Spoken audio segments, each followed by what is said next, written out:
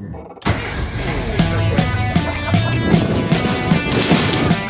boy! Nice, go. My name's Nicholas Abeda, and I'm planning to race my 1988 Suzuki Samurai at King of the Hammers and the Everyman Challenge. We always wanted to race King of the Hammers. It was a bucket list item to check off for us. And we built the car that we had available to us, which is this Suzuki Samurai. And it is a relatable car. Someone can go out and buy this and build it in their garage and go have a good time and race. This is gonna be our second King of the Hammers Everyman Challenge. Last year was a little bit stressful, not knowing the ins and outs of racing. We were excited to try something new. Didn't get as far as we wanted to, but regardless, we had an absolute blast out there. Preparing for the race this year, we put a new motor in the car, new front and rear third members, and front and rear axle shafts. We tried to lighten up the wheel and tire package to try and alleviate broken axle shafts. That seemed to be a common theme with our car.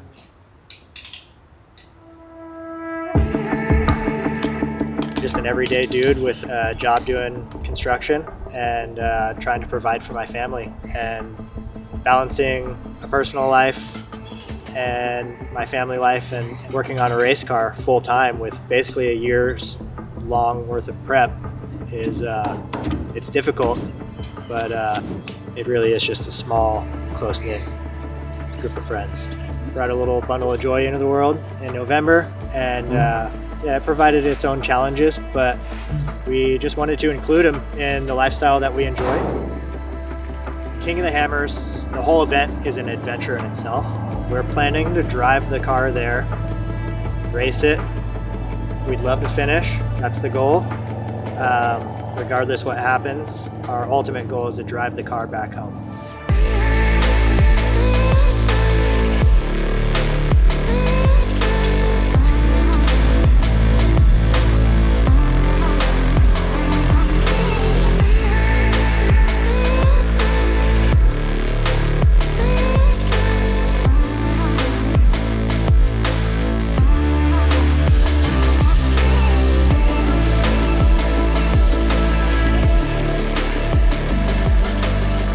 There's all kinds of feelings that go on, you know, leading up to race day. You're nervous, anxious, excited.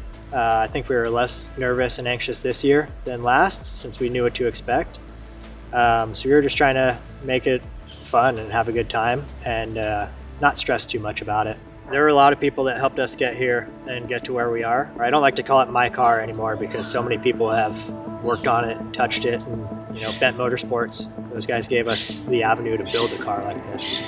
My co-driver Curtis, my wife is like the absolute best. I mean, she's the crew chief. She runs the show and she makes things happen. Wheel every weekend has helped us out so much with shock tuning and just been a go-to for any questions we have. Baja Designs has helped us out a lot with lights, and AGM with the jack, Method with wheels.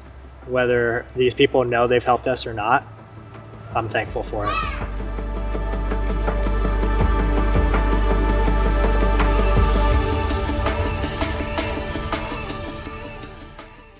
The morning of the race is always a nerve-wracking day. I would consider us the slowest car on the race course, and so there's the potential for a big 4500 car that got a flat, you know, with a big V8 coming up behind you and giving you a little bump in the desert or something it always puts a little lump in your stomach. But a cool thing is we're also not the only Samurai on course. There are a few other cars that race. Amber Turner and her Samurai, she kills it every year. Anthony Hadsel, he was going to be chasing us down this year. Absolutely dialed car, good, methodical driver. He's a force to be reckoned with for sure. And then Callan, that guy is an absolute animal. His car rips. He's an aggressive driver. It was nerve-wracking to know that all those people were going to be behind us. We're at King of the Hammers, 4600 class. We're going to start racing pretty soon here, and I'm nervous. Why are you nervous? Yeah, we'll see if this guy can keep the car together. I'm just along for the ride, man. You got to talk me off the ledge. Yeah. Keep me contained. The second you leave the starting line, that all goes away, and it's all good times. Right when we leave the starting line, that stuff's gone, and the adrenaline skies through the roof, and you're jamming. There goes nothing.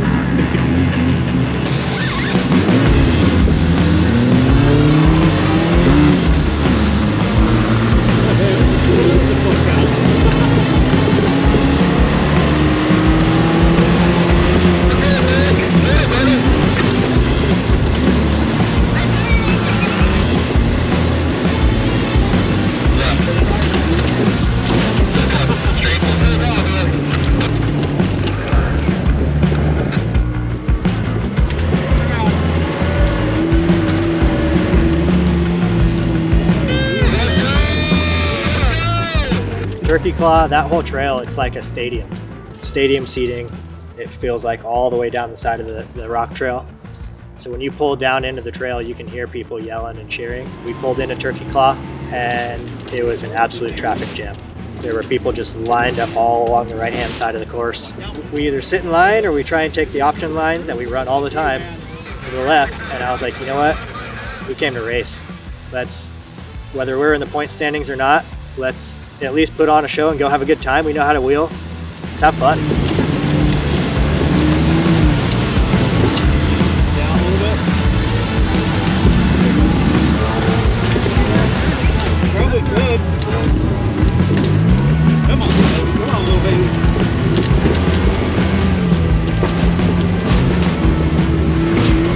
Yeah, that's up to you guys. Trailer parachute. They're on my side.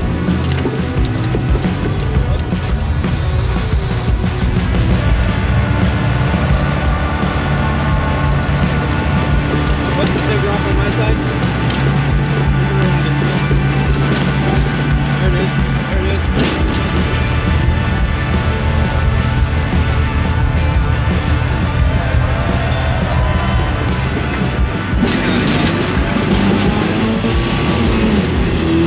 There it is. There it is. Rock. You got the hillside going crazy, man. Keep it up. Let's fucking go, dude. What's the one?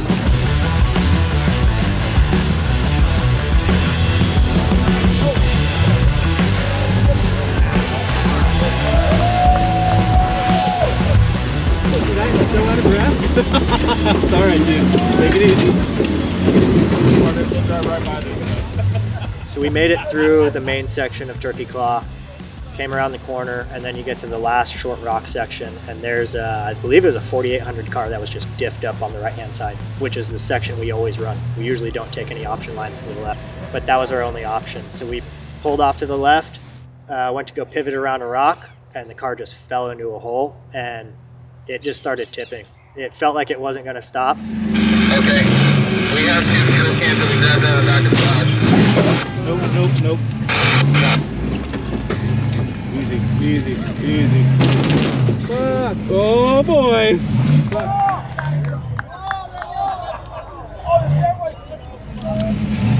What do I fucking do, dude? I don't know. Calm down. Just relax. Take a breath.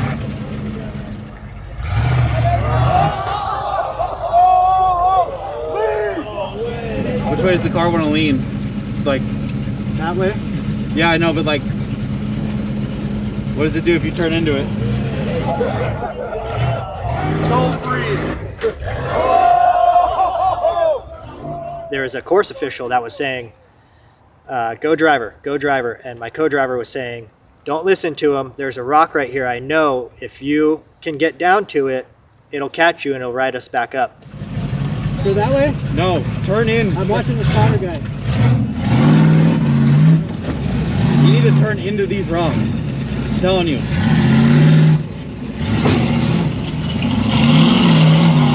Drive forward or what? I think forward's better than backwards. See? Fucking yes! Yeah!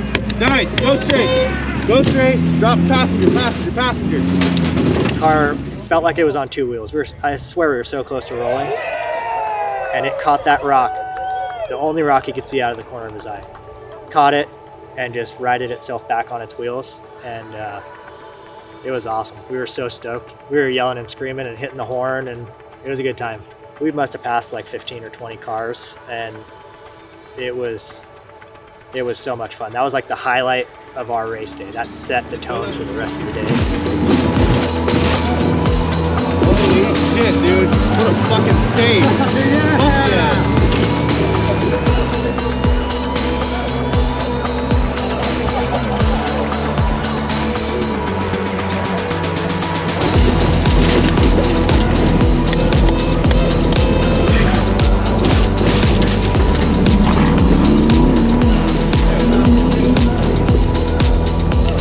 Made it to remote pit 1, thinking we were just going to take some fuel, and ended up sitting there for about an hour hour and 20 minutes changing a leaf spring. After that, we left remote pit 1. The car was feeling good. It was patched back together for sure. We were about to come into Resolution, the last rock trail before you get into Hammertown. We heard over the radio that our teammates had broken their car. So the Bent Motorsports CJ was broken, and I had told them, if you guys are broken on the side of the course, I'm going to pull off the course and do a donut around you. And I fully expect you guys to do the same to me.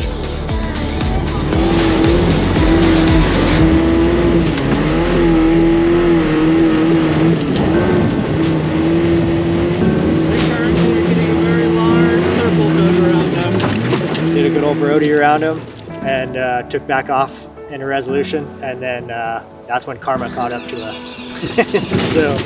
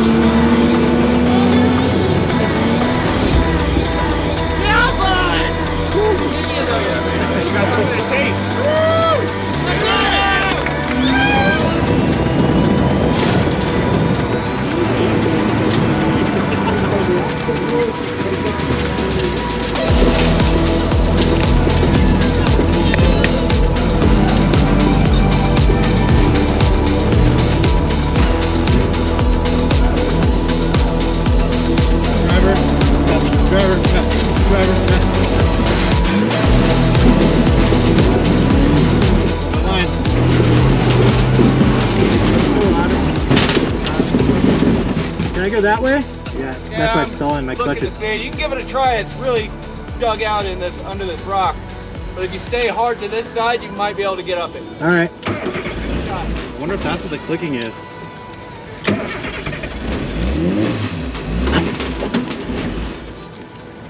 My transmission's taking a dump. I think we just lost our clutch.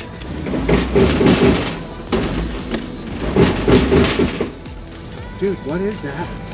Because it's grabbing and stalling the motor. There's a clutch. The only thing that's going to stall your motor is a clutch.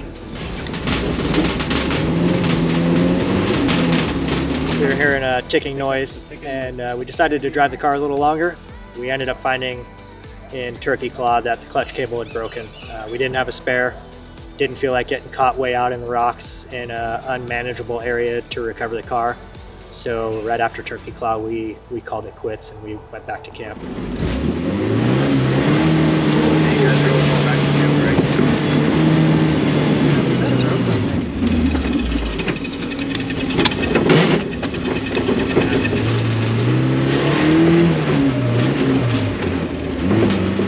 Regardless, no matter how you finish, you're just stoked to be there and to have gotten as far as you did. Everything just peaked and climaxed, right? And then you have this downtime where you still have a lot of adrenaline. It's almost a relief to not have to work on the car for a day or two, right? Wow. So that came out nice. That was replaced at remote pit 1. We were like, Super should stoked. we be respectful of all the faster crawlers, you know, the faster race cars, or should we just send it? Like, why are they just sitting here? It's a race. Yeah. You know, no one goes to spectate at Turkey Claw to watch people sit at Turkey Claw in race traffic. They want to see a shit show. So we were like, you know what? Screw it. We don't have much to lose. Actually, we probably have more to lose than they do, but let's just put on a show and have a good time. It's called making a pass, dude. We shimmied it back and forth, and it fell into place. And one of the course officials was like, go driver. And Curtis goes, don't listen to him. Go passenger. I promise it'll work. And we did, and the car just goes, and then settled out. Yeah. It just it took it. It was so rad. Yeah. After finishing the race, I immediately took to social media. I just blasted a story out there saying that I needed a clutch cable. One of our fellow teammates came through, Callan. He said he had 2 spares, and he showed up to our camp the next day, and no questions asked, just handed us one over. And that got us back on the road. Super thankful. We ended up driving the car home. It was a brutal drive home. We left on the windiest day, and I swear I felt like I was driving into the darkest rainstorm I had ever seen in my life. You really do only live once, so why not throw in all the money and all the change and get to building your car. Go have a good time. If you want to be competitive, this might not be the car to build. But if you want to be different and have a good time and just be a little unique, go for it. Build what you have. Go have a good time, make some memories, and you can slowly build something like this. It doesn't have to be a race car right off the bat. This car took years slowly to build into what it is. Once you cross the starting line, that feeling of accomplishment that you get, all those late nights spent in the garage, times trying to save money or work overtime to try and save for a part that you may have broken, it all comes full circle and you feel a huge sense of accomplishment, whether you finish the race or not. It's an interesting experience and it provides a lot of personal growth. You have to learn how to calm yourself down in stressful situations in order to fix something. You have to learn how to navigate different situations and look ahead and think ahead. Time management skills. There are a lot of daily life skills that come into play when you're building or racing a car like this. If you're thinking about doing it, you're already one step closer to doing it. You might as well take those extra couple steps, buckle down, hustle, reach out if anyone has questions. It's a small community. A lot of people are willing to help. Just put yourself out there, go for it. You're not going to regret it. You will not regret giving it a shot.